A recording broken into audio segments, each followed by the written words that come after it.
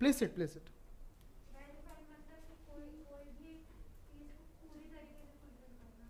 Fulfil करना पूरी तरीके से। चलिए, ये बहुत अच्छी चीज़ है। आप लोगों से जो मैंने डेफिनेशन सुनी वो सारी डेफिनेशन बिल्कुल अप टू द मार्क है, लेकिन वेल डिफाइंड जो है ना वर्ड, उस वेल डिफाइंड को समझना बहुत ज़रूरी है। तो सबसे पहले जब अपन सेट की डेफिनेशन स्टार्ट करते हैं तो स्टार्ट करते वक्त ही हम लिखते हैं कॉम्बिनेशन ना कलेक्शन कहना है अपन को। तो डेफिनेशन स्टार्ट कहाँ से होती है बच्चों? Collection of well defined objects, well defined objects. बच्चों वेल डिफाइंड को अंडरलाइन करेंगे, वेल डिफाइंड को अंडरलाइन करेंगे। वेल डिफाइंड को हिंदी में कहते हैं सुपरिभाषित। इतनी अच्छी से उसकी परिभाषा दी गई हो, इतनी अच्छी से डिफाइन किया गया हो कि वो कभी अपनी डेफिनेशन को चेंज ही ना करता हो, या फिर वो कलेक्शन हमेशा सेम रहता हो। जैसे कि कुछ बच्चों ने कहा कि यहाँ पर अगर अपन बात करें कि कलेक्शन ऑफ नंबर्स जो कि नेचुरल टाइप के हैं ना, नेचुरल नंबर्स हैं। नेचुरल नंबर जानते हैं ना सारे बच्चे? बेटा 1 से स्टार्ट होगा, कहाँ तक जाएगा? इन्फिनाइट तक। तो बेटा ये कलेक्शन जो है ना, आप मुझसे पूछिए या किसी भी पढ़े लिखे आदमी से पूछिए, वो हमेशा क्या कहेगा? 1 से लेके इन्फिनाइट सर, और सारे काउंटिंग नंबर्स। क्लियर है? 1 2 3 4 अप टू इन्फिनाइट। तो ये कलेक्शन कभी चेंज होता है क्या? नहीं। अच्छा, मान लीजिए मैंने बोला collection of vowels of English alphabet, क्या बनेंगे? AEIOU। क्या ये कलेक्शन कभी चेंज होगा? क्या इस कलेक्शन में कुछ और आ सकता है? अच्छा, आपने एक चीज़ और ध्यान दी बच्चों, मैंने जैसे ही कहा ना कि collection of vowels in English alphabet, इसका मतलब आपने क्या कहा? दो चीज़ें सर आपने कही, एक तो वॉवेल्स कहा और दूसरा क्या कहा? English alphabet. पहली बात तो हम कहाँ जाएंगे? इंग्लिश अल्फाबेट में, जो कहाँ से कहाँ तक होते हैं? ए से लेके जेड तक। अब उस पर्टिकुलर पे एक और एक कंडीशन अप्लाई कर देंगे, वॉवेल चाहिए सर, और कुछ नहीं चाहिए। क्या चाहिए? वॉवेल। मतलब सर वॉवेल चाहिए, मतलब इंग्लिश अल्फाबेट पे जाना, वहाँ से वॉवेल्स को निकालना। आपने नोटिस किया, वॉवेल्स को निकालते वक्त आपने चूज़ किया, पहले आप आगे से बढ़ते हुए गए, एक ए को चेक किया, जो ए को पिक किया आपने, उसको देखा क्या ये इंग्लिश अल्फाबेट में है? यस। क्या ये वॉवेल है? यस। उसको उठा के अपने कलेक्शन में रख लिया। बी पे गए, क्या बी इंग्लिश अल्फाबेट है? यस। पर क्या वो वॉवेल है? नो। आपने उसे हटा दिया। इसी तरह से सी डी पे गए, वो भी नहीं निकले। लेकिन जैसे ई पे गए तो वो दोनों कंडीशन फुलफिल कर रहा है क्या? एक तो इंग्लिश अल्फाबेट, दूसरा वॉवेल।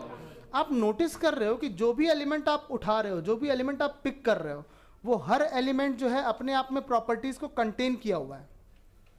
तो अगर हर एलिमेंट खुद डेफिनेशन को फॉलो कर रहा है तो कलेक्शन भी क्या होगा? Well defined. If every element is well defined the collection will be. तो यहां पर अपन लिखेंगे बच्चों, पहले अपन ने लिखा कलेक्शन ऑफ, है ना, यहां पर एग्जांपल लिख लेंगे पहले, फिर बात करेंगे। Collection of vowels in English alphabet. जैसे आप ये लिखते हो बच्चों, तो आप यहां पर एक चीज लिखते हो, देखो सामने ए है ना, यहां पर A comma E comma I comma O comma U, है ना, ये लिख दिया अपन ने। अब समझिएगा वेल डिफाइंड का मतलब क्या है? वेल डिफाइंड का मतलब क्या है, जो आपको पता रहेगा आज से। If any element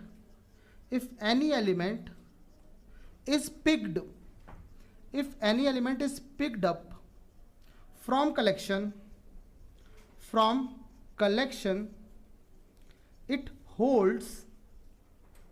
it holds the definition of collection। Her element collection की डेफिनेशन की बात करता है। डेफिनेशन क्या? कलेक्शन की, वॉवेल हो और इंग्लिश अल्फाबेट से हो, है ना। तो इसका मतलब thus the collection itself is well defined। भाई हर एलिमेंट ही डिफाइंड है तो कलेक्शन भी क्या हो जाएगा? Itself well defined. इसका मतलब ये होता है बच्चों, वेल डिफाइंड का मतलब यही होता है ना, वेल डिफाइंड का मतलब ये होता है। अच्छा सर, यहाँ पर आपने ऐसा तो बता दिया, अब आप ये बताइए कि सेट क्या नहीं होगा? ऐसा कौन सा कलेक्शन होगा जो सेट नहीं होगा? चलो बच्चों, चॉइसेस, लाइक आपकी चॉइसेस की बात करते हैं। जैसे मान लीजिए बेस्ट क्रिकेटर, हर किसी की नज़र में कोई अलग क्रिकेटर, जैसे मान लीजिए कुछ जैसे लोग हैं उनको सचिन का खेलने का तरीका ज़्यादा पसंद है तो सचिन उनके लिए बेस्ट हो सकता है। कुछ लोगों के लिए विराट कोहली ज़्यादा अच्छा है, कुछ लोगों के लिए केएल राहुल ज़्यादा अच्छा है। तो सबके अपने अपने चॉइसेस हैं बच्चों। चॉइसेस कभी भी सेट हो सकती हैं क्या? चॉइसेस कभी भी नहीं हो सकती। मतलब जो चॉइसेस हैं वो पर्सन टू पर्सन वेरी करती हैं। क्या करती हैं? Person to person. जो चीज़ें पर्सन टू पर्सन वेरी कर रही हैं उसका सेट हर बार सेम तो नहीं होने वाला, हर बार सेम तो नहीं होने वाला। जैसे मान लीजिए मैंने ऐसा कह दिया कि कलेक्शन ऑफ 10 बेस्ट क्रिकेटर्स।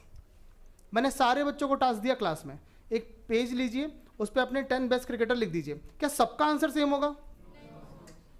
नहीं होगा। सबके जो कुछ मैच हो सकते हैं पर सारे के सारे सेम होंगे क्या? नहीं। कुछ कुछ के मैच कर सकते हैं, कुछ कुछ के कुछ आधे प्लेयर मैच कर सकते हैं, लेकिन क्या सबका सेम होगा? नहीं। इसका मतलब वो कलेक्शन कभी क्या नहीं होगा? वेल डिफाइंड नहीं होगा। वो कलेक्शन कभी क्या नहीं होगा? Well defined. तो अपन यहाँ पे लिखेंगे what is not a set. यहाँ पे लिख लीजिए बच्चों, what is not a set. Not a set. पहले तो which is not well defined, पहला वर्ड ये लिखेंगे अपन, which is not well defined. और एग्जाम्पल लिखेंगे बच्चों इसमें अच्छा सा, कलेक्शन ऑफ गुड साइंटिस्ट्स।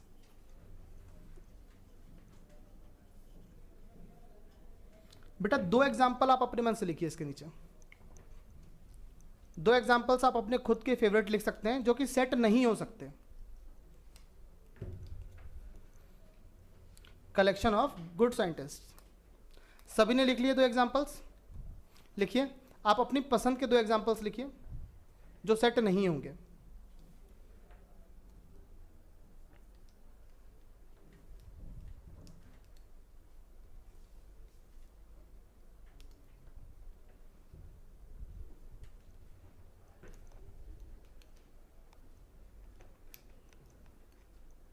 लिखिए बेटा, लिख लिया? चलिए, हाँ बेटा हो गया। लास्ट में 2 एग्जाम्पल लिख लिया आपने, सबसे लास्ट में बेटा लिखा आप लोगों ने 2 एग्जाम्पल आपने। बताइए क्या लिखा है बेटा? Collection of top English novel. Very good, excellent. Collection of book for class 10th। क्या लगता है कलेक्शन? मतलब बताइए क्या ये वेल डिफाइंड है? कैसे वेल डिफाइंड है? क्लास 10th के लिए कितनी बुक्स हो सकती हैं? बहुत सारी हो सकती हैं। फाइनाइट तो होंगी ना। फाइनाइट की बात नहीं हो रही है, वेल डिफाइंड जो आप लिख रहे हो वही उनको लिखना चाहिए। हाँ तो सर सारे ही है ना, क्योंकि सर इसमें ये नहीं डिफाइन किया कि ये हार्ड है कि इजी है। नहीं वो नहीं, आप समझिए। 10th स्टैंडर्ड की इतनी बुक्स है तो हाँ। मैं कब कह रहा हूँ? मैं तो कह रहा हूँ ना कि एग्जाम्पल सही है। कुछ बच्चे इसको नेगेट कर रहे हैं ना कि वो सही है कि नहीं है, तो मैं गलत जो बोल रहे हैं उनको बता रहा हूँ। हाँ ये सेट नहीं होगा। Collection of text book for class 10th, text book ना बोल के मैंने बोला collection of books for class 10th। हर तरह की बुक्स हो सकती हैं। कुछ बच्चे फाउंडेशन की बुक्स रख सकते हैं, कुछ बच्चे अपने एनसीईआरटी की टेक्स्ट बुक रख सकते हैं, कुछ बच्चे अलग से जो भी सपोर्टिव मटेरियल है वो रख सकते हैं। पर क्या सबका सेम होगा क्या? नहीं। हाँ और बताइए क्या एग्जाम्पल लिया आपने? सर मैं एग्जांपल नहीं, मैं इसी में बोल रहा कि ऑल ओवर द वर्ल्ड हर एक कंट्री में हर एक स्टेट में अलग एजुकेशन सिस्टम। एक्सीलेंट। ये बहुत प्यारा रीज़न है उसके लिए, है ना, कि भाई अगर कंट्री वाइज चलें तो कंट्री वाइज भी क्या होती हैं, बुक्स जो होती हैं 10th की वो डिफर करती हैं, है ना। तो ये बिल्कुल सही एग्जांपल है बेटा आपका। हाँ आप बताइए क्या एग्जांपल लिया लास्ट में?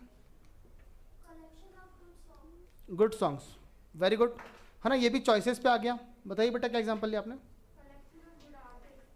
Collection of good artist. हाँ आप बताइए बेटा?